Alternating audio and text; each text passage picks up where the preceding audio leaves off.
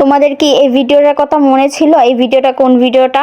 ঠিকই ধরেছো, এটা আমি দারাজা থেকে যখন আমি অনেকটা মানে সস্তা পেয়ে বস্তা ভরে যখন মার্কেট করেছি তখনকার ভিডিও। আমি তখন ওইখান থেকে প্রায় 600-700 টাকার মতো বীজ নিয়েছিলাম, তাই সেইগুলোই আজকে লাগানোর জন্য আমি তার আগের দিন আমি ওইগুলা ভিজিয়ে রেখেছি। ধনিয়ার বীজ আর হলো পালং শাকের বীজ আমি ভিজিয়ে রেখেছিলাম। আর এইখানে আমি প্রসেস করতে মানে কি দিয়ে আমি আমার মতো করে আমি গাছ লাগাই তাই তোমাদের সাথে শেয়ার করতেছি। যারা যারা গাছ লাগাতে পারে না তারা এই ভিডিওটা দেখে নিতে পারো। আমি একবারে শর্টকাটে মানে কিছু মানে একবার বালি কম থাকার সত্ত্বেও আমি কিভাবে তোমরা গাছ লাগাবা তোমাদের সেটাই দেখাচ্ছি। আর সবাই এই কোকো বিটটাকে ভিজিয়ে নেয়, আমি কিন্তু ভিজাবো না, আমি একবার অল্প অল্প করে দিব, তার জন্য আমি ভিজাই নাই।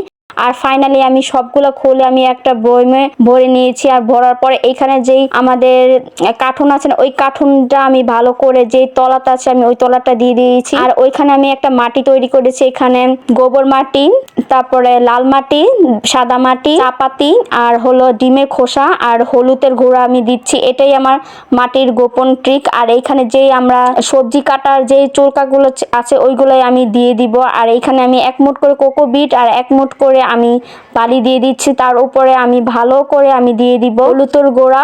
আর হলুদের গুঁড়াটা দিলে তোমাদের গাছটা আছে না, গাছটায় কোনো পোকা ধরবে না, আবার হলো কোনো যে মানে পোকা মোকা হবে না, পিঁপড়া ধরবে না। তার জন্য তোমরা হলুদের গুঁড়াটা অবশ্যই ব্যবহার করবা। যারা যারা এই গোপন টিপসটা জানো না তারা এই ভিডিওটা দেখে অনেক কিছু শিখতে পারবে। আর তোমাদের সাথে আমি লাস্টে ভিডিওটা শেয়ার করতে পারলাম না, আই হোপ নেক্সট ভিডিওতে তোমাদের শেয়ার করে দিবা। তারপরে আমি হলুদের দিয়ে আমি 1 লেয়ার আমি গোবর দিব। এখানে গোবরটা যে মেনলি তোমাদের দিতেই হবে। আর এখানে আমি সবজি কাটার যে চুলকা আছে এগুলো আমি দিব। এইগুলা বেশি দিন না, 15 দিন হলে এইগুলা পচে যাবে আর তোমার ভালো একটা মাটি তৈরি হবে তোমাদের। আর এত দাম দিয়ে মাটি কিনতে হবে না। যারা যারা এই প্রসেসটা করবে অবশ্যই তাদের গাছ অনেক বড় হবে। আর এখানে আমি ধনিয়ার বীজ লাগাচ্ছি। আর তোমাদের সাথে ভিডিওটা আমি শেয়ার করতে আমার একদমই মনে ছিল না, ধনিয়ার বীজ খেয়ে দিয়ে আবার নতুন করে লাগিয়েছি। যাই হোক নেক্সট ভিডিওতে তোমাদের আমি দেখাবো।